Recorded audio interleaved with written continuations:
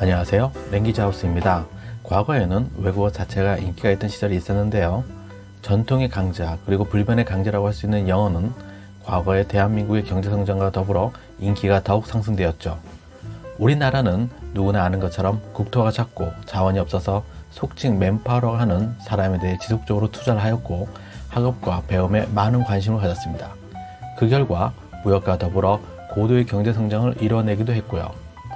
영어를 보면 무역에서 영어는 필수적인 부분이라 영어 잘하는 사람을 인재로 보는 경향도 많았습니다. 물론 지금도 그런 인식은 있습니다. 러시아와 중국을 보면 80년대 말부터는 중국과 러시아라는 주변 강대국이 개방정책으로 바뀌어서 중국어와 러시아어가 많이 인기가 있었고 대학교에서도 많은 학과가 경쟁적으로 생겼던 것도 사실입니다. 그 후 IMF와 리만 브라더스 사태가 터진 이후에 생각이 많이 바뀌었고 무역 경쟁도 심해졌으며 많은 해외 교포 및 외국인 노동자들이 유입되면서 점차 제2외국어는 힘을 못 쓰게 되었죠. 예를 들면 한국어를 잘하는 외국인 또는 교포가 많아지면서 노동시장에도 변화가 일어나는 것처럼 말입니다. 결국 외국어라는 목표에서 수단으로 바뀌는 시대가 온 것인데요.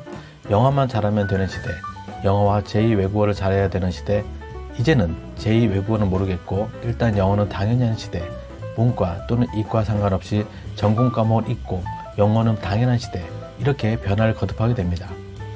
예를 들면 엔지니어 기술자가 해외 기술 영업을 함에 있어서 영어는 당연히 하는 것처럼 말이죠.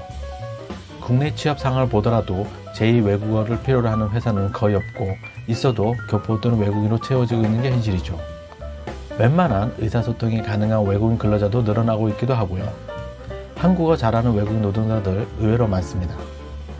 대기업은 이공대 계열에서도 영어를 잘하길 원하기 때문에 단순한 제2외국어 또는 영어만으로는 취업하기 어려운 사정입니다. 그래도 영어만 잘해도 먹고 살 길이 열린다고 하지만 경쟁이 치열한 것도 사실입니다. 결국 영어든 제2외국어든 간에 단순한 외국어로는 먹고 살기 힘들다는 말이 나옵니다. 예를 들면 대학교의 어문학과가 인기가 없는 것을 보면 현상을 알 수 있죠. 여기서 우리는 궁금해집니다. 제2외국어는 점차 인기가 없다고 보면 영어는 앞으로 어떻게 될 것인가?